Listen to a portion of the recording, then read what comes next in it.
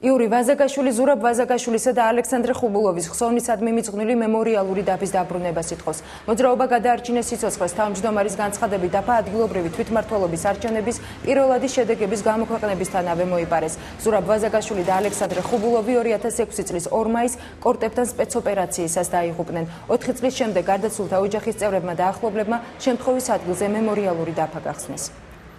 იდგა ეს დაფა თუ არა და სამშაბათს 8 ივნის ჩვენ მოუწოდებთ საზოგადოებას ოპოზიციურ პარტიებს ყველა არასამთავრობოს და 4 საათზე ვაწყობთ აქ მიტინგს და ამ მიტინგის სველობის დროს იქნება ჩვენს მიერ ისევ ხელახლა გაკეთებული იგივე ხსოვნის მემორიალური დაფა.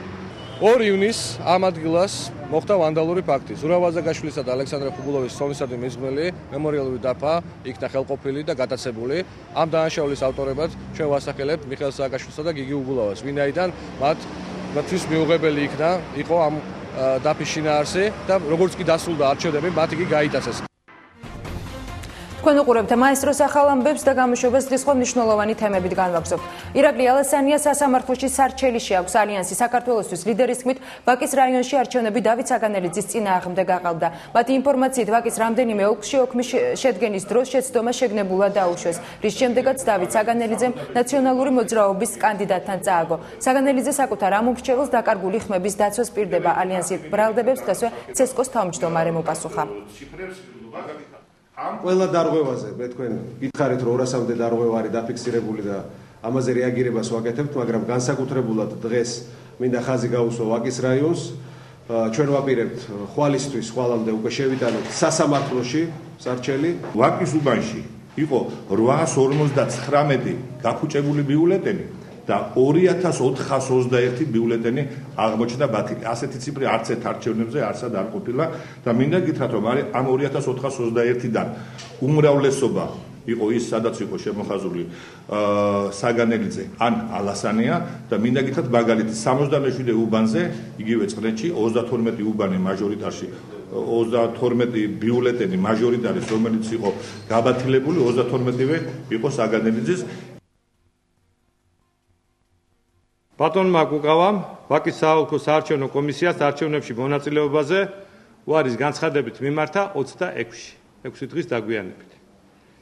შესაბამისად, ვაკის საოლქო კომისიამ იმჯელა ამ განცხადებაზე და გამომდინარე იქიდან, რომ ვადები იყო დარღვეული, არ დაუკმაყოფილა ბატონ კუკავას მოთხოვნა. აღნიშნული ხმები ეკუთვნის ბატონ გახა კუკავას და საარჩევნო კოდექსი არ ცნობს დეპუტატობის კანდიდატების მიერ მიღებული ხმების სხვა კანდიდატისთვის გადაცემის შესაძლებლობას.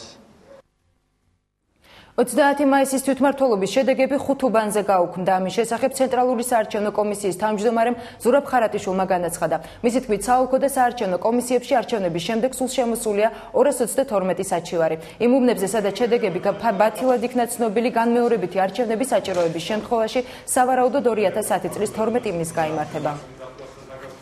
მოცემულ მომენტში თვითონ ცესკოში შემოსულია 20 საჩივარი და განცხადება, 12 უკვე განხილულია. რაც შეეხება საოლქო და საუბნო საარჩევნო კომისიებს, აქ შემოსულია 232 საჩივარი. შეიძლება არ გაიმართოს ხელმეორე არჩევნები იმ შემთხვევაში, თუ ამ უბნის შედეგები ვერანაირ გავლენას ვერ ახდენს მაჟორიტარულ ან სხვა ტიპის შედეგებზე. ამერიკის შეერთებული შტატების საქართველოში ჩატარებული არჩევნებით კმაყოფილია. რუსული სააგენტოების ცნობით ამის შესახებ ვაშინგტონში გამართულ პრესკონფერენციაზე ამერიკის შეერთებული შტატების სახელმწიფო დეპარტამენტის ოფიციალურმა წარმომადგენელმა ფილიპ ქროულიმ განაცხადა. ქროულიმ ისიც აღნიშნა, რომ ხმის მიცემის პროცესმა პროგრესი აჩვენა იმ სტანდარტებისკენ, რომლებსაც ეუთო და ევროპის საბჭო დემოკრატიული არჩევნებისთვის აყენებს. ამერიკის შეერთებული შტატების ოფიციალურმა წარმომადგენელმა საარჩევნო პროცესში გამოვლენილ დარღვევებზეც გაამახვილა ყურადღება. ზოგიერთი ბანდფორმირების ხელმძღვანელებს სოჭის ოლიმპიადის ჩაშლას სურთ. ამის შესახებ რუსეთის უშიშროების ფედერალური სამსახურის დირექტორი ალექსანდრე ბორტნიკოვი აცხადებს, რეგიონში ვითარების დესტაბილიზაციისთვის ტერორისტები ერთმანეთთან თანამშრომლობენ და მოქმედების სტრატეგიას ცვლიან. ისინი თანამედროვე ტექნოლოგიების ათვისებას და მასობრივი განადგურების ელემენტების მიღებას ცდილობენ. ალექსანდრე ბორტნიკოვის თქმით, ამას ხშირ შემთხვევაში ის პოლიტიკურ ძალები უწყობენ ხელს, რომლებსაც ტერორისტებთან თანამშრომლობით ფინანსური და სხვა რესურსების მიღება სურთ. ათენის მოსახლეობა საზოგადოებრივი ტრანსპორტით ვერ ისარგებლებს და ვერც ახალ ამბებს მოისმენს. საბერძნეთში ტრანსპორტის სამსახურებისა და მედიის თანამშრომლები 24 საათით გაიფიცნენ. ქვეყნის დედაქალაქში არც ერთი ჟურნალი და გაზეთი არ გამოვა. ინფორმაციას არც ვებგვერდები განაახლებენ. ტრანსპორტის მუშაკებმა სოციალური უზრუნველყოფის რეფორმის წინააღმდეგ, რომელიც საბერძნეთის კრიზისიდან გამოსაყვანად ტარდება 24 საათიანი გაფიცვა მოაწყვეს.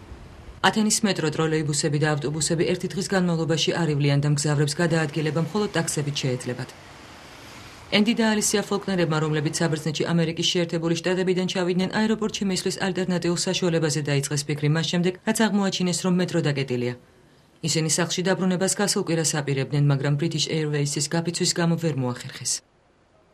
ვეგონა რომ აქ ჩამოსვლით ძალიან გაგვიმართლა და კარგი შანსი მოგვეცა. ჩვენ ასეთ რამეს არ ველოდით. საშინლად გაკვირვებულები და გაღიზიანებულები ვართ. ეს ძალიან დიდი რისკია იმ ადამიანებისთვის, ვინც ხშირად მოგზაურობს.